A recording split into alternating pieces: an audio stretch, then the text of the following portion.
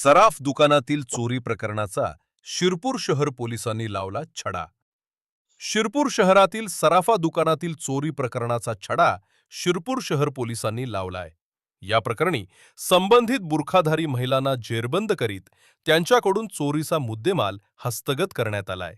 शिरपूर शहरातील महात्मा गांधी कॉम्प्लेक्स दुकान नंबर 5/6 वरील नंदुरबारकर सराफ दुकानातून अज्ञात K03 अनोळखी बुरकाधारी महिलांनी 6 लाख रुपये किमतीचे 40 ग्रॅम वजनाचे कानातील सोन्याचे 8 जोड दागिने चोरून नेल्याने शिरपूर शहर पोलीस ठाणे येथे गुन्हा रजिस्टर नंबर 339/2026 BNS क्रमांक 305 प्रमाणे गुन्हा दाखल करण्यात आला होता. या प्रकरणी शिरपूर शहर पोलीस ठाणेचे पोलीस निरीक्षक श्री किशोर कुमार परदेशी यांनी शिरपूर शहर पोलीस ठाणे DB पथकास सूचना देऊन त्याप्रमाणे गुन्ह्याचे घटनास्थळ परिसरातील CCTV फुटेजद्वारे माग काढून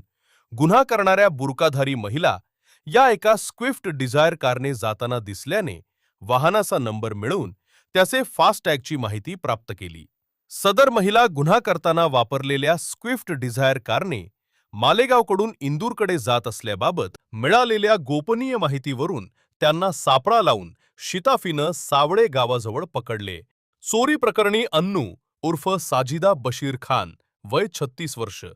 राहणार कमालपुरा मालेगाव जिल्हा नाशिक, मन्नू उर्फ मुनसदा शेख गफरी वय 23 वर्ष, रिजबाना जाकीर शेख वय 35 वर्ष